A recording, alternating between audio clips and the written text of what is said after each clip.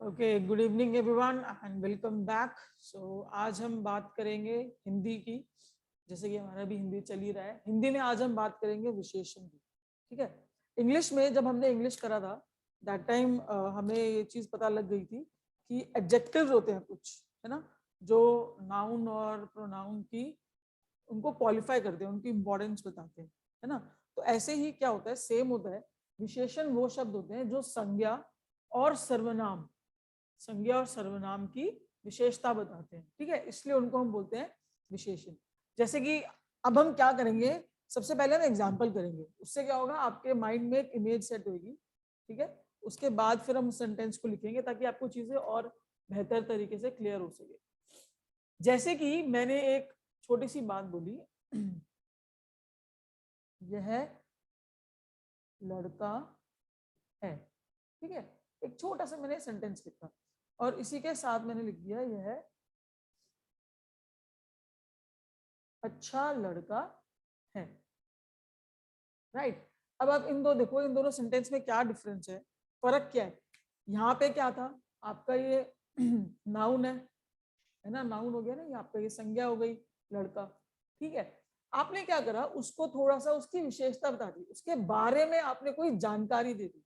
जब आप नाउन मतलब कि संज्ञा या फिर प्रोनाउन जो कि सर्वनाम होता है उसके बारे में कोई जानकारी देते हो ना, चाहे वो अच्छी हो चाहे वो बुरी हो, लेकिन आप उसके बारे में कुछ इंफॉर्मेशन दे रहे हो, उसकी कुछ क्वालिटी बता रहे हो।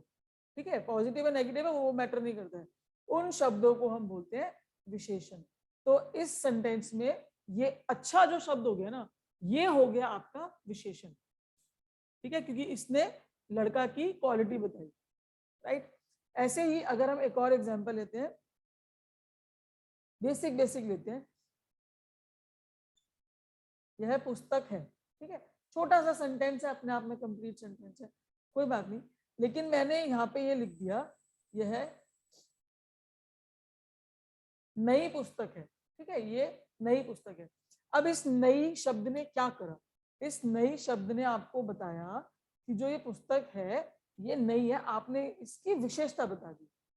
ठीक है, तो वह शब्द जो संज्ञा या सर्वनाम की विशेषता बताते हैं उन शब्दों को हम बोलते हैं विशेषण। ठीक है, तो इसको अगर आपको लिखना होगा, आप इस चीज को कैसे लिखोगे, आप लिख लो, जो शब्द संज्ञा व सर्वनाम की विशेषता बताते हैं उन शब्दों को विशेषण कहते हैं। चलो मैं लिख देती हूं, जो शब्द संज्ञा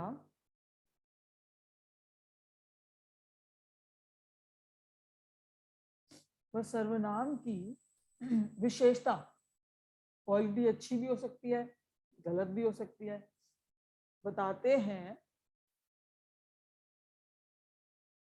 उन्हें विशेषण कहते हैं। राइट। अब इस चीज को लिख लो, एग्जाम्पल मैंने आपको अभी दे दिया, जैसे यह अच्छा लड़का है, यह नई पुस्तक है, जो आप उसको क्वालिफाई कर रहे हो। ठीक है, एक होता है, देखो इसमें आता है हमारा एक शब्द आता है विशेष्य। अब ये विशेष्य क्या होता है, एक क्या आता है विशेष्य। हाँ, विशेष्य होता है हमारा जिसके बारे में बताया जा रहा है। ठीक है, जिसकी विशेषता बताई जा रही है। अब उसी सेंटेंस को दोबारा उठा लो, यह अच्छा लड़का है, ये हमने सेंटेंस लिया था एक। ठीक है, सिंपल सा एक हमने सेंटेंस लिया था। अच्छा क्या हो गया, अच्छा बन गया विशेषण, बन गया ना विशेषण, क्योंकि ये तो मैंने अभी आपको पढ़ाया ही है। अच्छा जो शब्द है वो है विशेषण, लेकिन विशेष्य क्या है, विशेष्य मतलब सब्जेक्ट क्या है, मतलब आपका आप बात किसके बारे में कर रहे हो। जो यहाँ पे संज्ञा थी ना, ये लड़का है या जो भी थी, जो ये आपकी संज्ञा थी ना, इसको आप इसमें क्या बोल दोगे, ये आपका हो गया विशेष्य। ठीक है, जो आपकी संज्ञा थी या सर्वनाम था जो भी था वो तो आपका बन गया विशेष्य, और जो क्वालिटी थी वो बन गई विशेषण। बस एक ये मैंने एक वर्ड एक्स्ट्रा ऐड करा है विशेष्य, उसको क्या बोलते हैं, जिसके बारे में आप बात कर रहे हो वो हमारा होता है विशेष्य। ठीक है, एक इसका एग्जाम्पल लेते हैं विशेष्य का। फॉर एग्जाम्पल मैंने एक सेंटेंस लिया,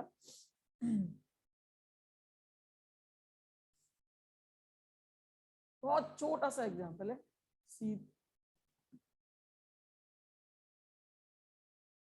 सीता छोटी है, ठीक है। नॉर्मल सा एक बहुत ही सिंपल सा कॉमन सा सेंटेंस ले लिया मैंने, सीता छोटी है। इसमें विशेष्य क्या हो गया? विशेष्य क्या हो गया? सीता। क्यों? क्योंकि सीता के बारे में बात हुई है। जिसके बारे में बात होती है वो हमारा होता है विशेष्य, राइट। और जिस जिस जो बात हो रही होती है कि वो छोटी है, वो तो है ही विशेषण। ये तो आपको क्लियर है कि वो तो है ही विशेषण, ठीक है। इसी सेंटेंस को ना मैंने थोड़ा सा चेंज कर दिया। अब मैंने इस सेंटेंस को लिखा, मान लो मैंने इस सेंटेंस को ऐसे लिखा, सीता की नाक छोटी है, ठीक है। अब ये मैंने सेंटेंस बना दिया, सीता की नाक छोटी है। इसमें क्या होगा? अब आप बताओ, मैंने आपको अनम्यूट करने का एक्सेस दे रखा है, आप बताओ इसमें विशेषण क्या होगा और विशेष्य क्या होगा? कोई भी कोई भी विशेष नाक विशेष की नाक है और छोटी विशेषण इसकी छोटी है। छोटी है। अच्छा, छोटी हो गई विशेषण, यही बोला ना आपने, ठीक है, करेक्ट है। और विशेष्य क्या होगा? नाक। सबको नाक लग रहा है, सीता नहीं लग रहा? नहीं, क्योंकि नाक के बारे में बताया है ना। बताता हूँ नाक के बारे में। बस यही मुझे आपको बताना था, क्योंकि इस वाक्य में हम नाक के बारे में बात करें। ये जो छोटी शब्द लगाई हमने नाक के लिए लगाई कि उसकी नाक छोटी है, तो इस वाले केस में हमारा जो विशेष्य हो जाएगा वो हो जाएगा नाक। बस यही कंसेप्ट था जो मुझे आपको बताना था, और जो चीज आपको पता है दैट इज गुड। ये अच्छी चीज है जो आप लोगों को समझ में आ गई, ठीक है। अब हम बात करेंगे जो हमारे विशेषण होते हैं ना, उनके कुछ भेद होते हैं, कुछ पार्ट्स होते हैं। अब हम उनके बारे में बात करेंगे कि कौन कौन से हमारे पार्ट्स हैं। सबसे पहला जो हमारा है विशेषण है वो हमारा है गुणवाचक। क्या है? गुणवाचक।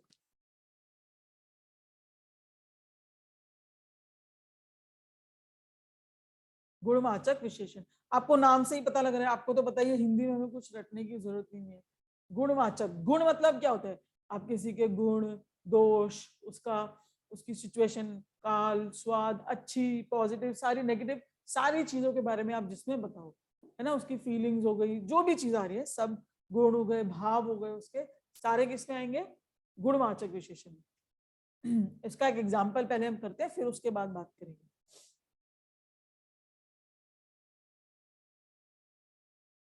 कृष्ण का रंग काला है। अब मुझे एक बात बताओ, क्या हमने यहाँ पे रंग का गुण बताया ना? रंग का हमने बेसिकली रंग का वो बताया कि क्या है रंग, कैसा है रंग, है ना? तो काला, कैसा है रंग? कृष्ण का रंग काला है। तो जो ये काला शब्द है ना, ये उसका गुण बता रहा है, चाहे वो पॉजिटिव हो चाहे वो नेगेटिव हो, वो मैटर नहीं करता है, ठीक है। लेकिन आपको उसकी आइडेंटिफिकेशन कर रहा है कि क्या चीज है, वो कैसा है, वो काला है, ठीक है। तो ये हमारा हो गया गुणवाचक, राइट। आई होप आपको ये चीजें समझ में आ रही है। एक और सेंटेंस ले लेते हैं, एक और सेंटेंस लेते हैं। राम का घर गोलाकार है, ठीक है। गोलाकार मतलब गोल, है ना। आपको क्या दे रहा है? आकार बता रहा है उसका। उसका क्या बता रहा है आपको? आकार बता रहा है कि राम का जो घर है वो गोलाकार है, मतलब गोल में है। तो उसका गुण बता रहा है, उसकी क्वालिटी बता रहा है, वो कि कैसा है, शेप बता रहा है उसका, बेसिकली आकार, ठीक है। तो ये हमारा क्या हो जाएगा? गुणवाचक हो जाएगा, ठीक है। करेले का जूस कड़वा है, ठीक है। छोटे छोटे सेंटेंस जिससे आपको चीजें समझ में आ जाए। कड़वा, अब ये कड़वा क्या बता रहा है आपको? स्वाद बता रहा है, उसका टेस्ट। बेसिकली जो करेले का जूस है वह कड़वा है, वो आपको बेसिकली उसका टेस्ट बता रहा है। तो ये क्या हो गया? उसका स्वाद हो गया, है ना। एक सेंटेंस और लेते हैं।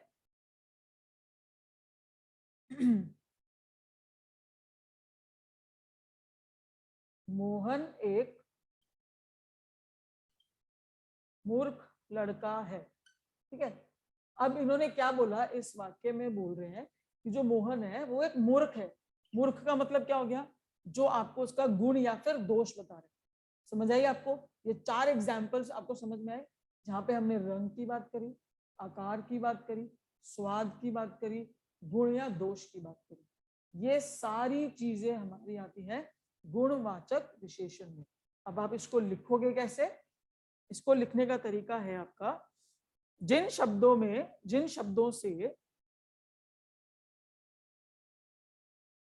किसी भी दिन, अब मैं आपसे ना नोट्स पूछ सकती हूँ, जो इतना मैं लिखती हूँ आप लोग लिखते हो भी या नहीं?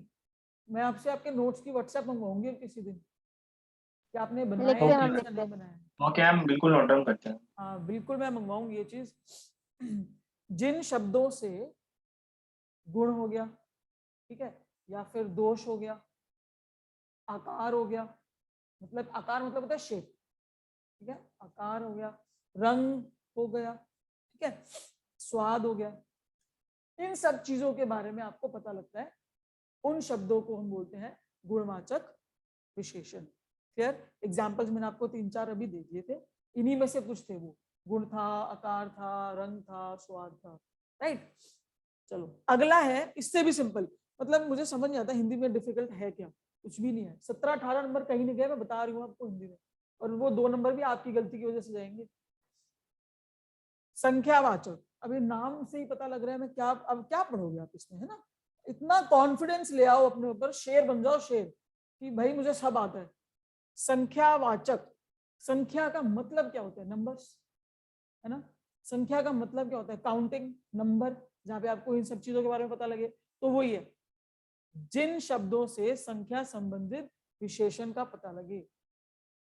चलो पहले लिख लो, जिन शब्दों से संख्या का बोध हो। ठीक है, ये तो हो गए हमारे संख्यावाचक विशेषण, लेकिन इसके भी ना 2 पार्ट्स हैं, इसके भी 2 पार्ट्स हैं। इसका एक क पार्ट लगा लो, जिसमें आप बोल सकते हो निश्चित संख्यावाचक। क्या बोलोगे आप? निश्चित संख्यावाचक। अब आप मुझे एक बात बताओ, आपने कल संज्ञा सर्वनाम पढ़े, उसमें आपने निश्चित शब्द पढ़ा, निश्चित का मतलब क्या होता है? जहां पे एग्जैक्ट हाँ, नंबर। जहां पे डेफिनेटली कंफर्मेशन है कि ये इतना है ना? पहले इसका एग्जांपल करते हैं, उससे आपको बहुत क्लियर हो जाएगा।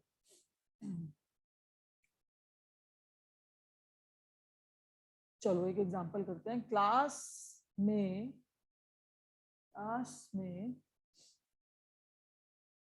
11 बच्चे हैं। ठीक है, क्या यहाँ पे आपको कोई संख्या दिख रही है? कंफर्म आपको नंबर दिख रहा है? 11। बिल्कुल दिख रहा है ना? तो ये जिन वाक्यों में आपको कंफर्म नंबर दिखे कि हाँ उतना है, उन वाक्यों को हम क्या बोलते हैं? निश्चित संख्यावाचक विशेषण। बस सिंपल हो गया, इतना सिंपल है, इतना ज्यादा सिंपल है ये। ठीक है, 6th की व्याकरण है ये, 6th 7th की व्याकरण। ठीक है, इसी का एक और पार्ट हो गया। अब दूसरा पार्ट, ऑब्वियसली अगर दूसरा पार्ट होगा तो क्या होगा? अनिश्चित होगा, यही होगा ना? अनिश्चित संख्यावाचक होगा, अनिश्चित संख्यावाचक। उसमें क्या होगा, थोड़ा सा इसको थोड़ा सा ध्यान से देखना। इसमें क्या होगा, जहां पर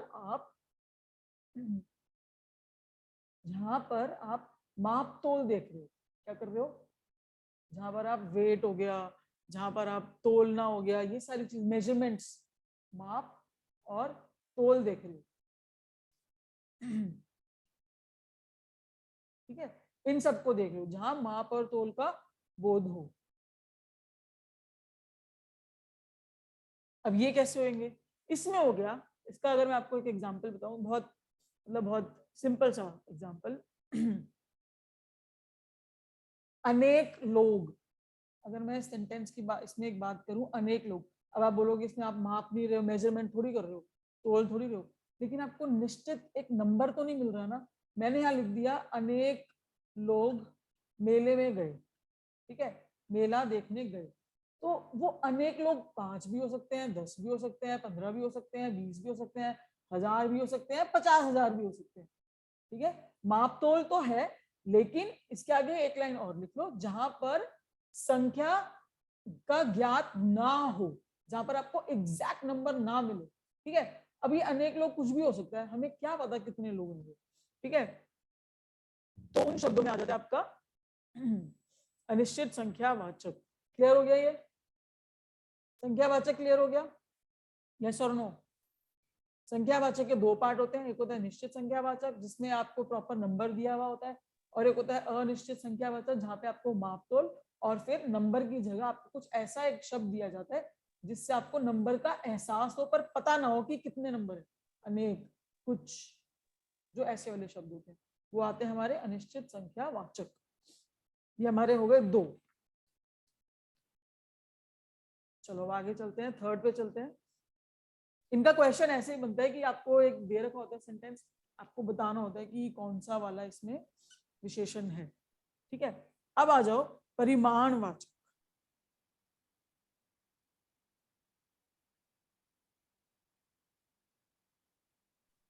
परिमाणवाचक, ठीक है। परिमाणवाचक, परिमाण का मतलब क्या होता है? परिमाण का मतलब क्या होता है, कोई बताएगा मुझे? रिजल्ट। हाँ जी, रिजल्ट। परिणाम रिजल्ट। होता है वो परिणाम होता है, रिजल्ट। बेसिस, मतलब परिमाण, वेट। बेसिस या वेट हो क्या गया, बोलते हैं? मेजरमेंट हो गया, हाँ ये सब चीजें होती हैं इसमें भी। ठीक है, हाँ, मेजरमेंट। हाँ। परिमाणवाचक और संख्यावाचक काफी मिलते जुलते हैं। ठीक है, बहुत मिलते जुलते हैं। उसमें क्या होता है, परिमाण में क्या होता है, उसके भी दो पार्ट हैं, निश्चित परिमाण और अनिश्चित परिमाण। इसमें भी ऐसे आता है, नापते हो आप किसी चीज को, तोलते हो आप किसी चीज को। ठीक है, किसी चीज की मात्रा के बारे में पता लगे। मात्रा ये नहीं ई की मात्रा, ऊ की मात्रा, ये मात्रा नहीं कह रही मैं आपको कि आपने ई की मात्रा लगा दी या किसी वर्ड के नीचे ऊ की मात्रा लगा दी, वो मात्रा नहीं है ये। मात्रा का मतलब है यहाँ पे क्वांटिटी। Kilometre, metre.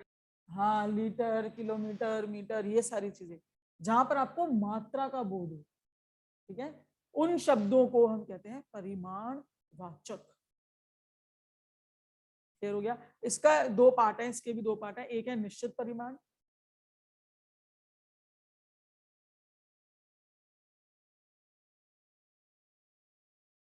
लिखते जाओ, एक है निश्चित परिमाण और एक है अनिश्चित परिमाण।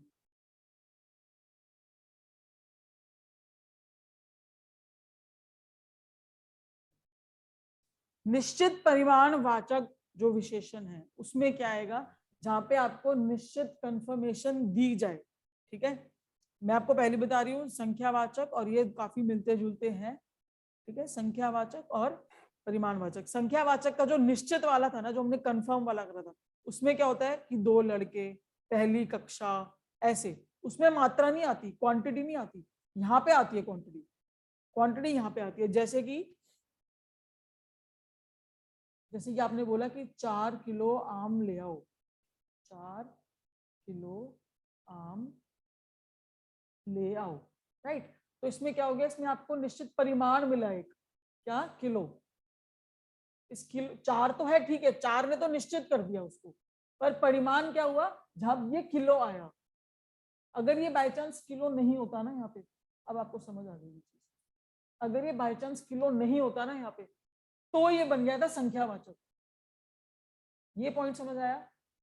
क्योंकि यहाँ पे किलो लिखा था, आपको एक क्वांटिटी दी गई थी, आपको एक परिमाण दिया गया था, इसलिए ये बना निश्चित परिमाण विशेषण। क्लियर हुआ? ये वाला पॉइंट क्लियर हुआ कि नहीं हुआ? हो हो गया मैम, क्योंकि इसमें किलो आप एग्जैक्ट बता रहे हो ना, 4 किलो आम है इसमें एग्जैक्ट। एग्जैक्टली।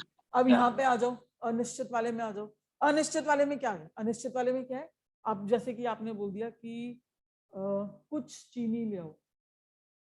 अब आपको नहीं पता ना कितनी चीनी लानी है, 1 किलो, 2 किलो, आधा किलो, कितनी चीनी लानी है, नहीं पता आपको। पर ये आपको पता है कि ये मापी जाएगी, किलो में नापी जाएगी ये। समझ आ रहा है? मतलब चीनी को आप मापोगे या फिर तोलोगे, राइट। अगर आपने बोला थोड़ा थोड़ा दूध ले आओ, ठीक है, जो भी आपने बोला। अब दूध लीटर में मापा जाता है, लेकिन वहीं आप बोलोगे कि कुछ लड़के खेल रहे हैं, तो अब आप लड़कों को माप नहीं सकते, तो ये कुछ लड़के चला जाएगा हमारा अनिश्चित संख्यावाचक में। क्लियर हुआ? मैं अभी आपको इसके एग्जांपल्स कराऊंगी जिससे आपको क्लियर हो जाएगा कि परिमाणवाचक कौन सा होता है और संख्यावाचक कौन सा होता है। तो कुछ लड़के तो ये संख्यावाचक में आएंगे ना? कुछ लड़के संख्यावाचक में आएंगे अच्छे, क्योंकि आप अनिश्चित लड़कों में को आएंगे। माप तोल नहीं सकते। हाँ हाँ। ठीक है, जिन चीजों को आप माप तोल सकते हो वो आता है परिमाणवाचक में, और जिन चीजों को आप माप तोल नहीं कर सकते हो वो आता है संख्यावाचक में। और निश्चित मतलब जिसमें नंबर दे रखा है, अनिश्चित मतलब जिसमें नंबर नहीं दे रखा है। ठीक है, एक सेंटेंस लिखेंगे, आप बताना वो कौन सा है, संख्यावाचक है या परिमाणवाचक है। ठीक है, ये आप लोग बताओगे मुझे।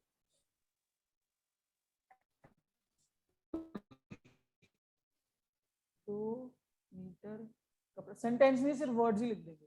2 मीटर कपड़ा, ये आप मुझे बताओगे ये क्या है। ठीक है,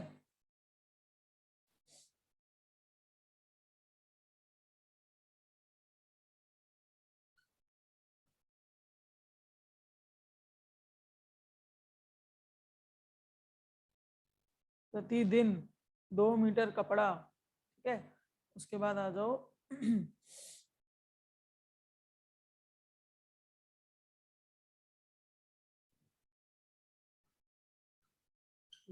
ठीक है, उसके बाद आ जाओ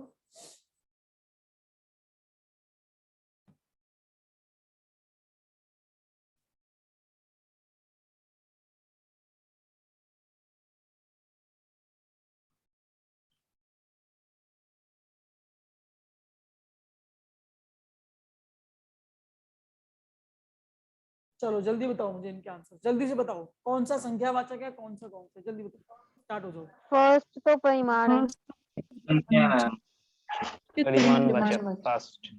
फर्स्ट क्या है? परिमाणवाचक। परिमाणवाचक, परिमाणवाचक। चलो ठीक है, हम प्रतिदिन निश्चित मीटर का। परिमाणवाचक। ये क्या है?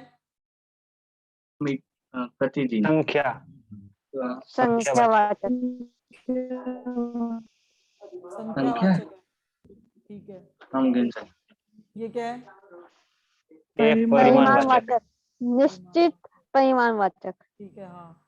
ये क्या है? 4 किताबें। संख्या, संख्या, Very संख्यावाचक। और ये क्या है? कुछ फूल।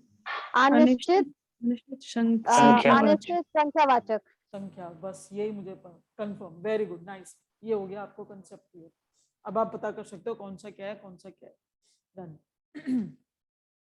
एक लास्ट है, अभी हमने 3 करे हैं ना, एक हमने करा है गुणवाचक, एक करा है संख्यावाचक, और एक हमने करा है परिमाणवाचक। अब हम एक और करेंगे, 4th पार्ट करेंगे इसका। ये और भी इजी है, जिसको हम बोलते हैं सार्वनामिक विशेषण। क्या बोलते हैं? सार्वनामिक विशेषण। इस नाम से भी आता है, ये कंफ्यूज मत होना, कभी कभार ये संकेतवाचक के नाम से भी आ जाता है। तो दोनों नाम लिख लो अपने नोट्स में, ताकि कल को पता रहे कि हाँ इसका नाम यही है। ठीक है, चलो। सार्वनामिक विशेषण या फिर संकेतवाचक। सार्वनामिक मतलब, सर्वनाम मतलब जो सब जगह है ना, सर्व मतलब कि जो हर जगह है ना। संकेत मतलब जो सिग्नल दे रहा है, बेसिकली कनेक्टर है, मतलब हर जगह जो चीज अपने आप को कनेक्ट कर रही है। मतलब हर वाक्य में अगर सॉरी, अगर आपको मान लो 4 वाक्य दिए हुए हैं, तो चारों वाक्य में उनका इंटरलिंक होगा। ठीक है, अगर आपको 3 वाक्य दिए तो भी होगा, 10 वाक्य दिए तो भी होगा, क्योंकि वो संकेत दे रहे हैं, आपस में जुड़े हुए हैं, नाम से पता लग रहा है। सर्व मतलब सभी वाक्यों में, संकेत मतलब सिग्नल दे रहे हैं, मतलब आपस में इंटरलिंक्ड है। हमने एक करा था, कल ही पढ़ा था हमने, एक संबंधवाचक पढ़ा था ना, एक संबंधवाचक। तो ये मान लो उसका ट्विंस है। ठीक है, चलो अब क्या करना है, इसमें हम पढ़ते हैं संकेतवाचक या फिर जो सार्वनामिक विशेषण जिसको हम कहते हैं, उसको हम कहते हैं जो किसी तरफ इशारा दे रहा हो। जो शब्द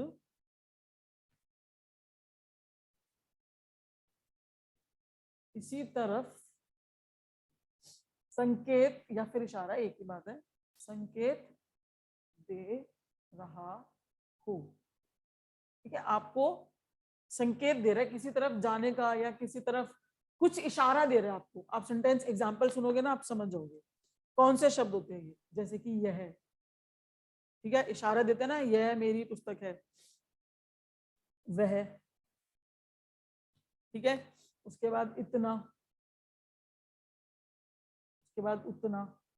अब आप कहोगे मैम लिंक कैसे हुआ? संकेत तो दे दिया, समझ में आ गया, यह है मेरी पुस्तक है, वह मेरा भाई है, इतना पानी ला दो, उतने पैसे ले जाओ, जो भी संकेत तो दे दिया, समझ आ गया। पर लिंक कैसे हुआ? लिंक ऐसे हुआ, यह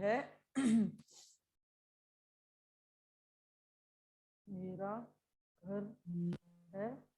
आपने सुना ये मेरा घर, ये तेरा घर, तो ये वो वाली कहानी है यहाँ पे। यह मेरा घर है, वह मेरा दुकान। ठीक है, जुड़ गए? यह मेरा घर है, वह मेरी दुकान। तो जो आपको संकेत भी दे रहे हो तो वो भी इसमें आएंगे, संकेत वाचक विशेषण में। जो आपको लिंक भी बना रहे हो आपस में, वो भी सार्वनामिक संकेत वाचक में आते हैं। तो यह वह भी आता है, इतना उतना भी आता है, ऐसे शब्द। ठीक है, ये शब्द हमारे क्या हो गए? ये हमारे हो गए संकेत वाचक विशेषण शब्द। एक चीज मुझे आपको और करानी है विशेषण में, फिर विशेषण कंप्लीट हो जाएगा। ये पेपर में नहीं आती है, लेकिन मैं आपके नॉलेज के लिए करा रही हूँ, जस्ट फॉर योर नॉलेज। मैं आपको पहले ही बता रही हूँ पेपर में नहीं आती है। जिसको करना है आप कर लो, अदरवाइज कोई बात नहीं। But I want you people to do this. थोड़ी सी नॉलेज अच्छी रहती है ना, पढ़ाई कभी वेस्ट नहीं जाती, कहीं ना कहीं तो काम आ ही जाती है। एक वर्ड होता है प्रविशेषण। इसमें क्या हुआ, प्रविशेषण में हमने अगर यहाँ से, मैं यहाँ से इस प्र को हटा दूं तो ये हमारा विशेषण ही तो बना ना।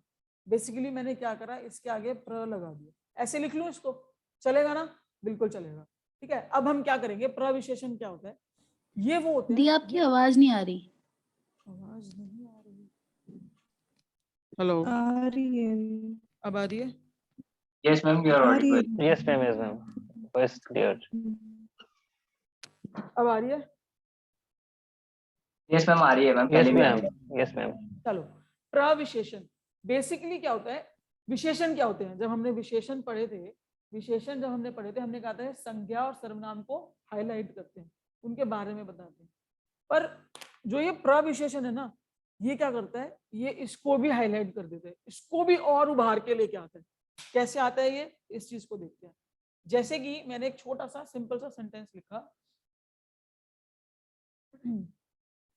यह चतुर लड़का है। ठीक है, इसमें विशेषण क्या है? आप बोलोगे चतुर है ना, चतुर है। ठीक है, आप करेक्ट हो अपनी जगह पे, मैं इस चीज को बिल्कुल मना नहीं कर रही, आप बिल्कुल करेक्ट हो। लेकिन अगर मैं इसी सेंटेंस को ऐसे लिख दूं, यह बहुत चतुर लड़का है, तो मैंने क्या करा, इस सेंटेंस में जो ये चतुर शब्द था, यहाँ पे जो ये चतुर शब्द था, मैंने यहाँ पर इसको और हाईलाइट कर दिया, है ना। उसके आगे बहुत लगा के मैंने क्या करा, उसको और डिग्निफाई कर दिया, राइट। तो अब क्या होगा, जैसे हमारा यहाँ पे चतुर तो था विशेषण, है ना, ये हमारा विशेष्य था, ये तब भी विशेष्य है, ये अभी भी विशेष्य है, इसका कुछ नहीं बदला। लेकिन अब क्या है, जैसे ही आपने विशेषण को भी हाईलाइट कर दिया, तो ये दोनों मिलके ये बन गए प्रविशेषण।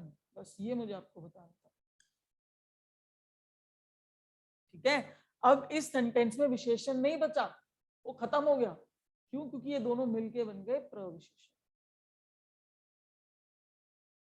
तो अगर मैं इसको ऐसे लिखूं आपको समझाने के लिए कि इस सेंटेंस का जो विशेषण है वो है चतुर, इस सेंटेंस का विशेष्य है लड़का, इस सेंटेंस का विशेष्य तो है लड़का, बिल्कुल ठीक है, पर विशेषण नहीं है, प्रविशेषण हो गया वो, क्योंकि इसके आगे एक और वर्ड जुड़ गया। तो विशेष ऐसे लिख लो, ऐसे लिखोगे ना तो चीजें याद रहेंगी, ठीक है। कोई आपके नोट्स जाके Guinness book of world record में नहीं दे रहा, ऐसे लिखो चीजें याद रहेंगी।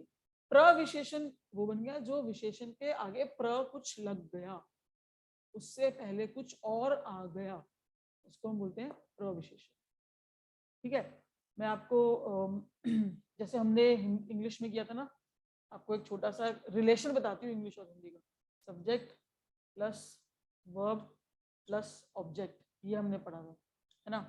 या चलो ऑब्जेक्ट को हटा के अभी के लिए इसको नाउन लिख देते हैं, कोई नाउन ही तो होगा यहाँ पे। तो हमने क्या करा, हमने पहले यहाँ से ये वर्ब हटाया, पहले मैंने यहाँ पे लगाया एक एडजेक्टिव, एडजेक्टिव मतलब ये विशेषण, ठीक है। अब मैंने क्या करा, सेंटेंस को और बड़ा कर दिया और मैंने एडजेक्टिव से पहले यहाँ लगा दिया एडवर्ब, ठीक है। एडवर्ब लगा दिया और फिर आया यहाँ पे वर्ब। तो ये कुछ नहीं, हम बेसिकली सेंटेंस को बड़ा बड़ा बड़ा बड़ा बड़ा बड़ा कर देंगे। अब थोड़ी देर बाद क्या करेंगे, इसको यहाँ पे सब्जेक्ट यहाँ कर देंगे, इसके साथ लगा देंगे हेल्पिंग वर्ब। तो हम कुछ नहीं कर रहे हैं, सेंटेंस को और चीजें और चीजें और चीजें और चीजें और चीजें डाले जा रहे हैं, डाले जा रहे हैं। खाना बनता है, चावल बनाते हैं मम्मी, पहले सब्जी डाल, पहले मसाले डालती है, छौंक लगाती है, फिर बाद सब्जियां भी डलती हैं उसमें, और भी चीजें डलती है, तो डलते रहते हैं ना। चावल पानी में सीधा चावल को उबाल दो तब भी वाइट चावल बनते हैं, लेकिन जब आपको पुलाव बनाना है तो उसमें चीजें डालते रहते हो, डालते रहते हो, डालते रहते हो। तो ये वही कर रहे हो आप, कुछ नहीं कर रहे हो, बस पुलाव बना रहे हो, ठीक है। चलो डन विद विशेषण, विशेषण हो गया है हमारा, इतना ही है। विशेषण में बस ये आएगा कि कौन सा किसका पार्ट है वो आपको बताना है, प्रविशेषण नहीं आता, बस मेरे को आपको कराना था तो मैंने कराया आपको, राइट। चलो आगे बढ़ते हैं। अब हम बात करेंगे क्रिया की, अगर किसी को कुछ डाउट है तो मुझसे जरूर पूछना। अब हम बात करेंगे क्रिया की। क्रिया हमने इंग्लिश में किया था जब, तब मैंने आपको इसका नाम बताया था वर्ब। मैंने आपको तब भी बोला था इसको हम हिंदी में बोलते हैं क्रिया। क्या बोलते हैं? क्रिया।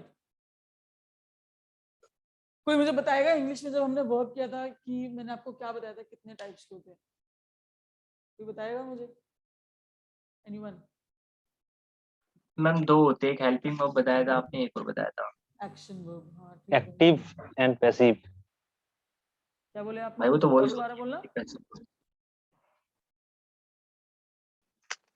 वॉइस नहीं पूछ रही मैम, वर्ब पूछ लिया। मेन वर्ब और हेल्पिंग वर्ब हाँ कैसे? वो मैंने बताया था, आपने बता ही दिया, वो दोनों बता दिया आपने, हेल्पिंग हाँ वर्ब मेन एक्शन वर्ब और वर्ब। Helping verb. एक और भी तो बताया था ना, ट्रांजिटिव और इंट्रांजिटिव, बताया था, देखो अपने हाँ नोट्स। बताया था मैम, आपने बताया बताया था, था। बिल्कुल बताया था।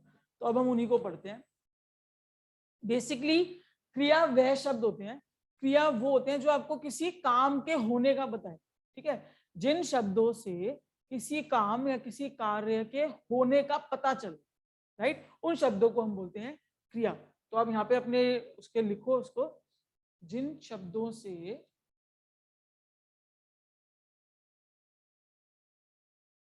जो दिया आपने सकर्मक और अकर्मक ऐसे बताया था वो? हाँ वही वही वही वही वही, अभी हम वही करेंगे। ठीक। जिन शब्दों से किसी कार्य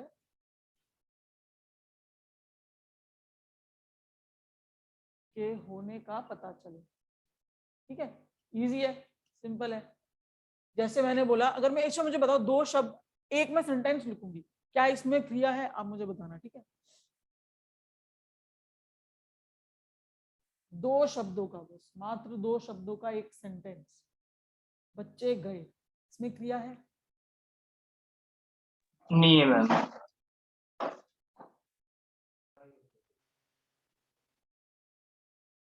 बच्चे गए, इसमें कोई क्रिया नहीं है। इसमें कार्य तो है नहीं, मतलब गया वो भी तो एक कार्य कार्य भी हो सकता है मैम। सोचो सोचो सोचो, बच्चे गए,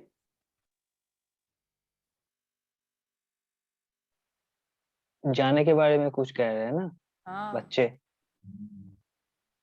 हाँ गए तो वो भी एक कार्य क्रिया वो है, तो वो तो वो भी तो एक कार्य है क्रिया ना। है, वेरी गुड नहीं भाई। आएगा मैम इसमें। भाई उसको नहीं समझ मैम। में आ गया, क्या बात कर रहे हो, गए भी तो एक कार्य है, जा रहे हैं बच्चे गए, कहीं तो गए हैं वो, गए, कुछ हाँ तो ये भी है। एक्शन हो रहा है इस सेंटेंस में, इसमें एक वर्ब है इस सेंटेंस में, सॉरी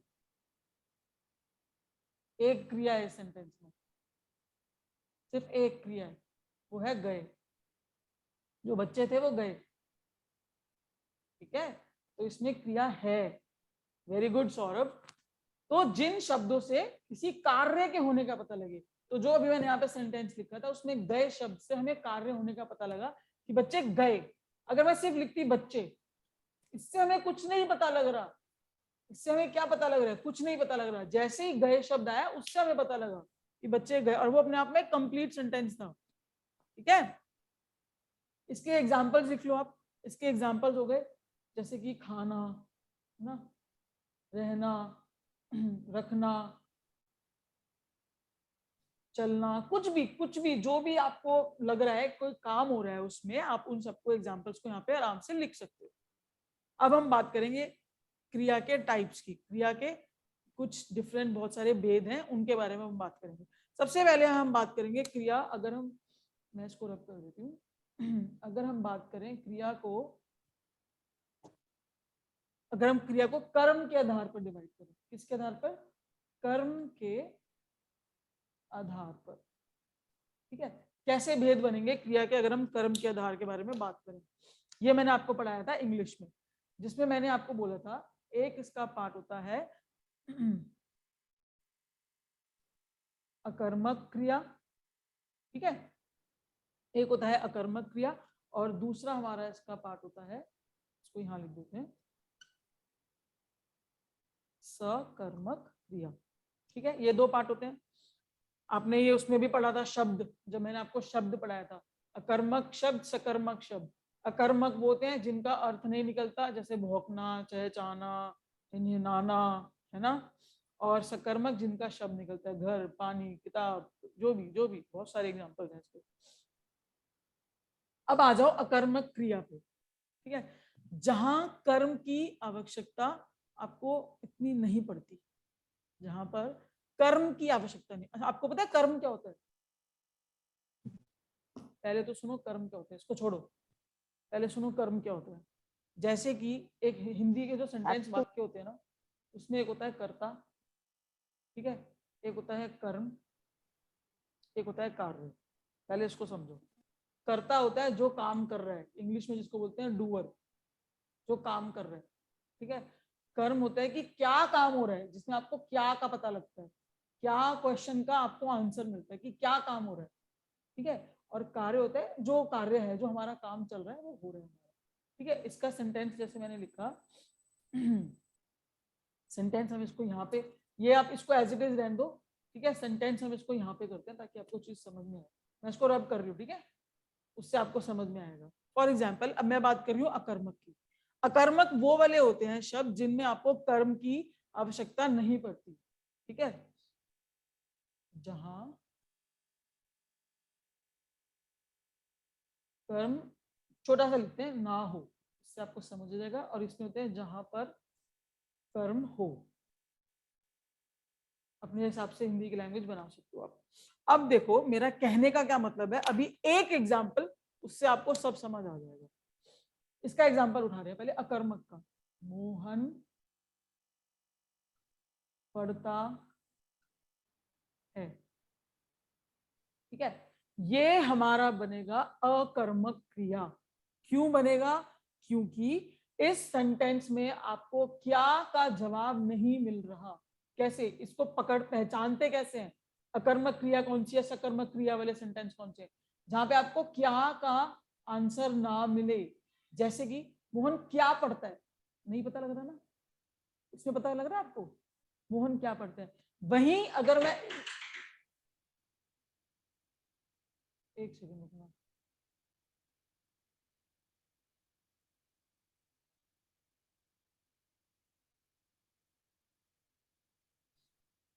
ओके, जहां हम कहां पर क्या बात कर रहे थे हम, हाँ ये रहा।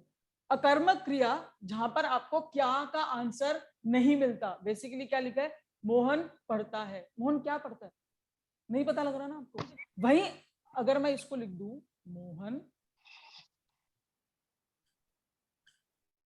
पुस्तक पढ़ता है। अब देखो इस वाक्य में आपको क्या का आंसर मिल गया। मोहन क्या पढ़ता है, मोहन पुस्तक पढ़ता है, राइट। सो अकर्मक हो गई जहां पे आपको क्या का जवाब ना मिले, कर्म ना मिले आपको, जहां कर्म ना हो, उसका कर्म दिख नहीं रहा। ये तो क्रिया है कि वो पढ़ रहा है, ये वो है जो काम क्या कर रहा है, पढ़ाई कर रहा है, बहुत सो, बस इतना पता है हमें। उसका कर्म नहीं पता लग रहा हमें कि वो क्या पढ़ रहा है, ये नहीं पता लग रहा। ऐसे इस वाले में सकर्मक में जहां पे कर्म हो, क्योंकि यहाँ पे पुस्तक दिया हुआ है, मोहन पुस्तक पढ़ता है, तो आपको कर्म मिल गया कि आपको जो कर्म क्या कार्य कर रहा है वो पुस्तक पढ़ रहा है वो। ठीक है, ये क्लियर हुआ, अकर्मक और सकर्मक क्लियर हुआ आपको क्रिया। जो मैंने अभी आपको एक चीज बताई थी, कर्ता, कर्म और कार्य, ये एक सेंटेंस में होते हैं जो हमारे हिंदी के, ये तीन चीज बताई थी मैंने आपको। तो कर्ता कौन हो गया इसमें, कर्ता हो गया मोहन, जो डूअर है, जो काम कर रहा है, ये हो गया मोहन। कर्म क्या हो गया हमारा, कर्म हो गई पुस्तक, और कार्य क्या कर रहा है वो, पढ़ रहा है वो। ठीक है, तो आप ये भी साथ में लिख सकते हो, कर्ता, कर्म और कार्य। अगर इससे कंफ्यूज हो रहे हो तो छोड़ दो, इतना डीप में हिंदी में जाने के लिए बिल्कुल भी जरूरत नहीं है, आप बस इतना ही देखो इसको, इतना ऐसे याद करो कि क्या का जवाब नहीं मिल रहा तो वो अकर्मक है, जवाब मिल रहा है तो वो सकर्मक है। जितना बेसिक रहोगे ना, प्रिसाइज रहोगे, उतना अच्छा है। चलो आगे चले। एक और चीज के ऊपर हम इसको डिवाइड कर सकते हैं, बेसिकली हम क्रिया को उसके रचना के आधार पे भी उसके भेद बना सकते हैं। अगर हम बात करें तो क्रिया के रचना के आधार पर, ठीक है, कि उसकी रचना कैसी हुई, उसके आधार पे भी हम क्रिया को आगे फर्दर डिवाइड कर सकते हैं। Just give me 1 second please, 1 second please. Okay done. अब हम बात करेंगे कि क्रिया की रचना के आधार पर हम कैसे उसको आगे डिवाइड या फिर उसके कितने भेद हम बना सकते हैं। ठीक है, सबसे पहला सबसे सिंपल सबसे पहला हम बात करेंगे सामान्य क्रिया। सामान्य क्रिया, सामान्य का मतलब क्या होता है, सिंपल, इजी, सिंपल, आसान, यही मतलब होता है ना इसका। तो इसका फिर डेफिनेशन भी वही लिखो ना, जो वर्ड है उसके साथ ही तो चलेंगे हम भी। जहां पर वाक्य में सिर्फ एक क्रिया हो, कितनी क्रिया हो, एक क्रिया हो। ठीक है, तो इसका आंसर जैसे मैंने अभी आपको एक बोला था ना, वो क्या था, वो बच्चे गए, तो इसका वो बहुत ही आराम से एग्जाम्पल बन जाएगा, बच्चे गए। ठीक है, तुम आओ। ठीक है, जहां पर सिर्फ एक क्रिया हो, एक सिंगल क्रिया, सिंगल, ओनली वन, एक क्रिया हो, वो हमारे होते हैं सामान्य क्रिया वाले शब्द। ठीक है, अब हम दूसरा वाला देखते हैं, सेकंड पढ़ते हैं। सेकंड है हमारा संयुक्त क्रिया।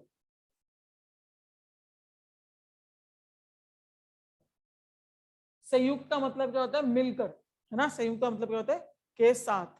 तो फिर ठीक है, हम इसको बहुत आसानी से आराम से बना सकते हैं, जहां पर दो या दो से अधिक, देखो संयुक्त का मतलब क्या होता है, संयुक्त का मतलब होता है मिलकर, है ना, जहां पर दो या दो से अधिक धातु हो। अब आप बोलोगे ये धातु क्या है मैम, है ना, मैं आपको अभी बताती हूँ। जहां पर दो या दो से अधिक धातु का प्रयोग हो, जैसे कि धातु बोल सकते हो, क्रिया बोल सकते हो, एक ही बात है, आपको समझाने के लिए लिखा है बस। अब इस चीज को समझने की कोशिश करना, वे चले गए। रोहित अब देखो, वे चले मतलब एक क्रिया ही आ गई, गए एक क्रिया ही आ गई, हाँ, 2 आ गए ना इसमें। दो आ गई ना, अब दो आ गई, दैट मीन्स संयुक्त, मतलब संयुक्त का मतलब मिलकर, तो वो आपका ये आ गया संयुक्त क्रिया। ठीक है,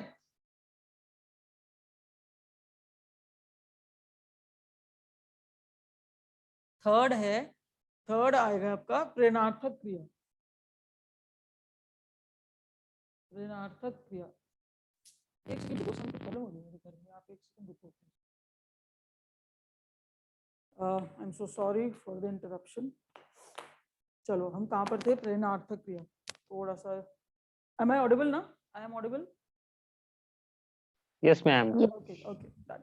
Yes, ma'am, you are audible. प्रेरणा का मतलब क्या होता है? प्रेरणा किसी को इंस्पायर करना, या फिर ऑर्डर देना, या फिर रिक्वेस्ट करना, है ना, या फिर अपना काम करवाना, या फिर अपना काम करना, किसी को इंस्पायर करके, जैसे कि आपने किसी को मैनिपुलेट कर लिया, उसको अपनी तरफ करके उससे अपना काम करवाया, अपना बेसिकली काम करवाया। जो मैंने आपको कल वो समझाया था ना, वो स्कूल वाला एग्जांपल दिया था, निजवाचक पढ़ रहे थे हम, तब मैंने आपको एक एग्जांपल दिया था। एक होता है मैंने अपना काम किया, पर इंटरनली वो मैंने किसी और से करवाया, है ना, लेकिन मैंने अपना काम स्वयं किया, तो वो था निजवाचक। जो ये ऊपर वाली लाइन थी ना, मैंने अपना काम किया पर करवाया किसी और से, वो हम करेंगे प्रेरणार्थक में। यहाँ पे कैसे करेंगे? चलो देखते हैं इसको हम कैसे आगे बढ़ते हैं। इसमें प्रेरणार्थक क्रिया, जहां पर अपना काम या फिर अपना कार्य, जो भी लिख सकते हो आप, स्वयं ना किया जाए, स्वयं ना किया हो, ऐसे भी लिख सकते हो, ठीक है, किया हो। अब इसका एग्जाम्पल हम कैसे ले सकते हैं? जैसे कि मैंने बोला मंगवाना, लिखवाना, मैंने अपना मोबाइल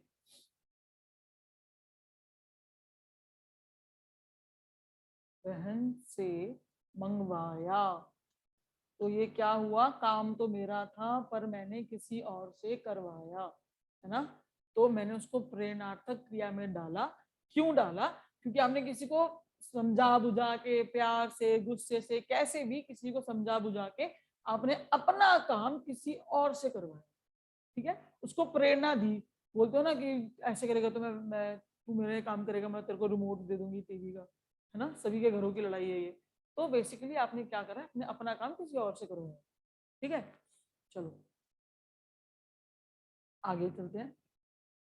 फोर्थ पॉइंट है, फोर्थ वेद कह लो, उसका अगला पार्ट है उसका।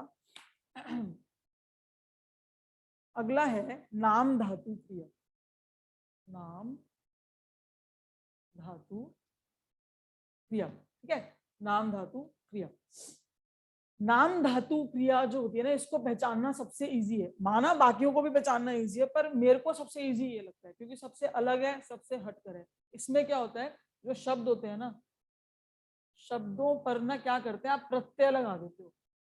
अब आप बोलोगे मैम ये प्रत्यय क्या है? मैं आपको पहले ये बताती हूँ प्रत्यय क्या होता है। दो शब्द होते हैं, एक होता है उपसर्ग, हम पढ़ेंगे आगे, डोंट वरी। एक होता है प्रत्यय। टॉपिक का नाम वैसे होता है प्रत्यय और उपसर्ग, लेकिन हम तो ऐसे ही पढ़ेंगे, और हम जब डिस्कस करेंगे उसको तब भी हम उपसर्ग और प्रत्यय ऐसे ही पढ़ेंगे। क्यों? इससे ना चीजें आसान हमारे लिए हो जाती है। ये लगता है शब्द के आगे, अ से आगे ऐसे याद कर सकते हो, ये लगता है शब्द के पीछे, ठीक है। तो मेन शब्द के ये आगे लगता है, ये मेन शब्द के पीछे लगता है। तो प से पीछे प्रत्यय हो गया, अ से उपसर्ग आगे हो गया। ये था मेरा याद करने का तरीका। जहां पर जिन शब्दों में प्रत्यय लगा हो, आप प्रत्यय लगाकर उसका आगे मतलब बना देते हो। कैसे लगाओ? या फिर लिख दो प्रत्यय का प्रयोग हो, ऐसे लिख दो, शब्दों पर प्रत्यय का प्रयोग हो, ऐसे लिख सकते हो आप इस चीज को, ठीक है। जैसे कि मैंने बोला एक शब्द है घबरा, तो बोला घबरा जाना, है ना, घबरा प्लस जाना करके बन गया घबराना, घबरा प्लस आना बन गया घबराना, ठीक है। अब इसका सेंटेंस कैसे बना? जैसे मैंने एक छोटा सा सेंटेंस बनाया, मुसीबत के समय, मुसीबत के पल हमें घबराने की स्पेलिंग सही है?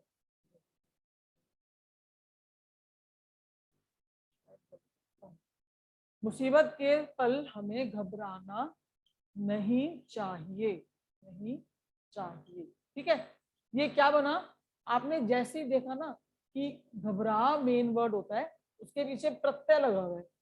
जैसे ही आपने प्रत्यय देखा आपको तुरंत पता लग गया वो नाम धातु क्रिया है। ठीक है, जैसे ही घबरा के पीछे प्रत्यय दिखा ना मुझे, मैंने ना इधर देखा ना उधर सोचा, कुछ नहीं सोचा, मैंने तुरंत उसको नाम धातु क्रिया में डाल दिया। जैसे ही प्रत्यय दिखे फौरन नाम धातु क्रिया। ठीक है, अब आ जाओ नेक्स्ट। अगला है हमारा पूर्वकालिक क्रिया। हमारा है, क्लास थोड़ी लंबी चलेगी, ये पूरा करेंगे पहले। पूर्वकालिक क्रिया। अब मुझे एक बात बताओ, पूर्वकालिक, पूर्व का मतलब क्या होता है? मतलब कुछ पहले, पहले। पिछला। हाँ, काल का मतलब क्या होता है? समय। पहला। पूर्व मतलब पहले और काल का मतलब होता है समय। तो ऐसे कुछ कह सकते हैं इस शब्द को देखकर कि ऐसा कोई काम जो पहले कुछ काम हुआ हो उसके बाद दूसरा काम हुआ हो, मतलब पहले कुछ हुआ हो, पहले कुछ हुआ हो फिर हमने कुछ आगे काम किया हो। जैसे कि पहले इसका एग्जाम्पल करते हैं, पहले एग्जाम्पल देखो फिर समझ आएगा। वह पढ़कर खेलने चला गया। ठीक है, अब क्या मतलब पता लग रहा है आपको इससे? इससे ये मतलब पता लगा कि पहले उसने पढ़ाई करी, मतलब पूर्व में उसने पढ़ाई करी, पहले पढ़ा फिर वो खेलने गया। पहले तो उसने पढ़ाई करी ना, यहाँ पे वह पढ़कर खेलने चला गया। तो ऐसे वाक्य, ऐसे शब्द जिससे हमें पहले कुछ काम हुआ हो उसके बाद हमने कुछ किया हो, पहले तो वो पढ़ा है फिर वो खेला है। ठीक है, ऐसे वाक्य जिसमें पहले कुछ काम हुआ हो उसके बाद कुछ उसने काम किया हो, उनको हम बोलते हैं पूर्वकालिक क्रिया वाले शब्द। ठीक है, आई गेस ये आपको क्लियर है। इसमें एक हिंट बताती हूँ, इसमें हमेशा ना कर शब्द आता ही है। पढ़ कर, खा कर, पी कर, सो कर, उठ कर शब्द आता ही आता है इसमें। ठीक है, ये इसकी एक हिंट है, या फिर ट्रिक कह लो, कुछ भी कह लो। ठीक है, चलो आगे चलते हैं। नेक्स्ट जो हमारा है वो है असमापिक क्रिया। क्रिया के बहुत सारे हैं इसमें ना, रचना के आधार पर। असमापिक क्रिया, अब नाम से ही पता लग रहा है बॉस, असमापिक। समाप्त मतलब जो खत्म हो गया है ना, यही तो मतलब है ना। समाप्त का मतलब क्या होता है? जो अंत हो गया, जिसका जो खत्म हो गया। पर असमापिक लिखते हैं मतलब जो खत्म नहीं हुआ। ठीक है, इसमें क्या होता है, जो चीज कभी खत्म ही नहीं होती, ज्यादातर इसमें यूनिवर्सल चीजें आती हैं, जनरल चीजें। पहले एग्जाम्पल करते हैं, एग्जाम्पल से आपको चीजें समझ में आएंगी। जैसे कि मैंने बोला, मैंने एक छोटी सी बात बोली कि हाँ, बहता हुआ पानी अच्छा लगता है। ठीक है, छोटी सी एक मैंने सिंपल सी बात बोली आपको, जो बहता हुआ पानी है वो अच्छा लगता है। ठीक है, ये बात खत्म हो सकती है कि नहीं हो सकती? क्यों? पानी बहता है तो वो हमेशा बहता ही रहता है। पानी छोड़ो, बहता हुआ झरना लिख लो तो आपको अब चीज थोड़ी समझ में आए। अब समझ आ रहा है? बहता हुआ झरना अच्छा लगता है। बेसिकली आप इसमें क्या बात कर रहे हो? आप बोल रहे हो कि वो चीज खत्म नहीं हुई, पानी बह रहा है तो वो बह ही रहा है, बह रहा है, पानी बह रहा है तो रुकेगा थोड़ी। ऐसे आपके कहने से नदी है, वो चल रही है, चलती जा रही है, चलती जा रही है, चलती जा रही है। ठीक है, तो ऐसी चीजें जो समाप्त ना हुई हो, असमापिक। ठीक है, इसको लिखने के लिए आप ऐसे कह सकते हो कि ऐसे शब्द जिससे समाप्ति की घोषणा ना हो या फिर जो समाप्त ना हुई हो। बात एक ही, कान इधर से पकड़ो उधर से पकड़ो। ठीक है, वो हमारा हो गया असमापिक। नेक्स्ट आ जाओ, 7th पे आते हैं। टोटल इसमें 8 होते हैं, 8 होते हैं। 7th जो उसका है, इसको हम बात, ये भी इजी है सारे इजी, चाहे ज्यादा पॉइंट्स है उन चीजों से हमें फर्क नहीं पड़ता। तत्कालिक क्रिया, तत्कालिक क्रिया।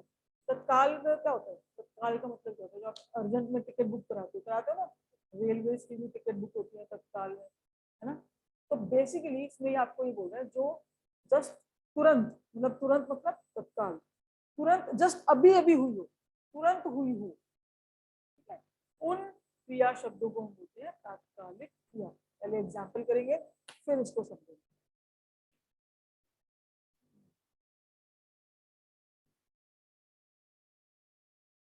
खाना खाते ही, है ना, खाना खाते ही राम चला गया, ठीक है, खाना खाते ही राम चला गया। इसमें आप क्या कर रहे हो, इसमें आपने बताया कि खाना खाते ही, जैसे ही उसने खाना खाया तुरंत राम चला गया, खाना खाते ही राम चला गया, ठीक है, समझ में आया? खाना खाते ही राम चला गया। एक और सेंटेंस,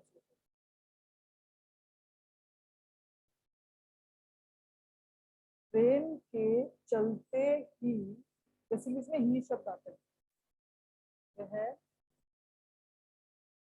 गिर गया, ठीक है, ट्रेन के चलते ही वह गिर गया।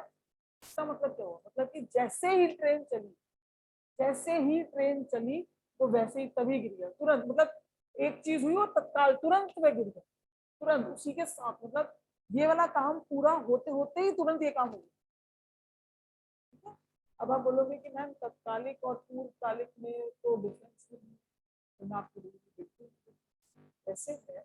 तत्कालिक में क्या होता है, जो ये वाला काम अभी हुआ ही होता है, जस्ट एक सेकेंड हुआ होता है, फिर दूसरा काम तुरंत स्टार्ट होता है। लेकिन जब मैंने आपको पूर्वकालिक पढ़ाया था ना, जब मैंने आपको पूर्वकालिक पढ़ाया था, पूर्वकालिक में मैंने बोला था, जैसे पूर्व का एग्जाम्पल मैंने आपको एक लिखा था, वह पढ़कर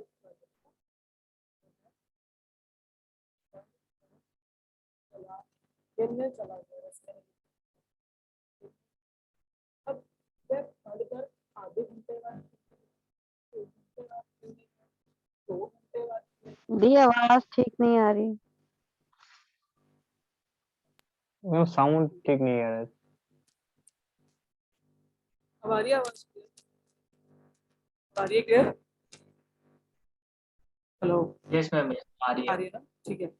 मैंने ये बोला बेसिकली आपको कि पूर्वकालिक मतलब वह पढ़कर चला गया। अब आपको नहीं पता कि वो हो सकता है 4 बजे पढ़कर 5 बजे फिरने गया, 4 बजे पढ़कर 7 बजे फिरने गया, इतना पता है कि वो पहले पढ़ा था कभी, उसके बाद फिर।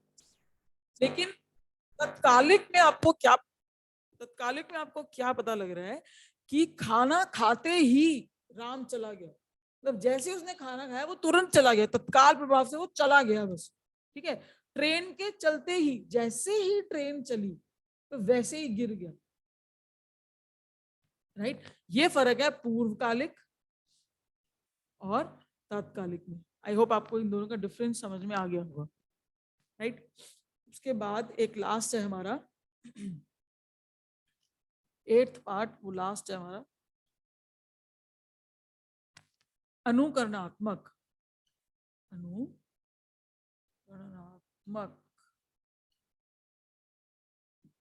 अनुकरणात्मक क्रिया। नाम जितना औखा है इसका बोलना, उतना ही इजी है इसको पहचानना। कैसे पहचानोगे? जहां पर वाक्य में दो शब्दों को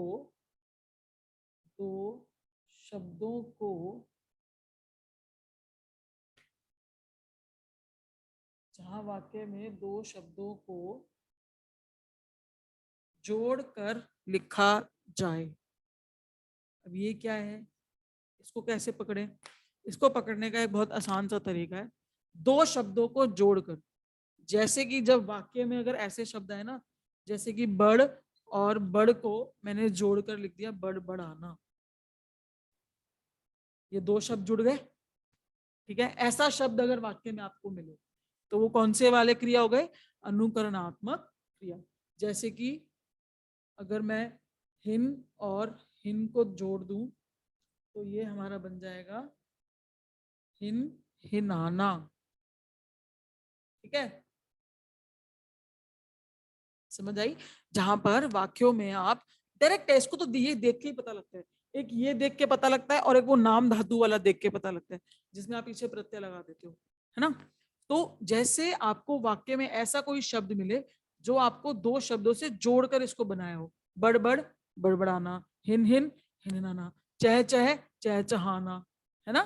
तो ऐसे शब्दों में आप तुरंत उसको क्या लगा दोगे, अनुकरणात्मक क्रिया लगा दोगे। ठीक है, ये था हमारा आज विशेषण और क्रिया। मैं जो मेरा प्लान है वो ये है कि मैं आपको वेडनेसडे से मुझे संधि करानी है, क्योंकि संधि अगर मैं आपको सैटरडे कराऊं या संडे कराऊं तो वो दिक्कत हो जाएगी। ठीक है, तो what I am planning is, अभी फिर क्या टाइम हो गया, टाइम तो हो गया, चलो anyways done for the day, आज के लिए इतना ही। आज हमने पढ़ा हिंदी का, हिंदी में हमने पहले विशेषण पढ़ा, फिर उसके बाद हमने क्रिया पढ़ा। आई होप आपको पसंद आया होगा। अगर आपको अच्छा लगा तो आप हमारी वीडियो को लाइक कर सकते हैं और हमारे channel get fit set fit को सब्सक्राइब कर सकते हैं। And yes, you can share as well. So for now, bye everyone, take care, God bless you all. Yes, what I always say is, please go for smart work rather than doing hard work, because smart work is what is required in today's lifestyle. So bye bye, take care.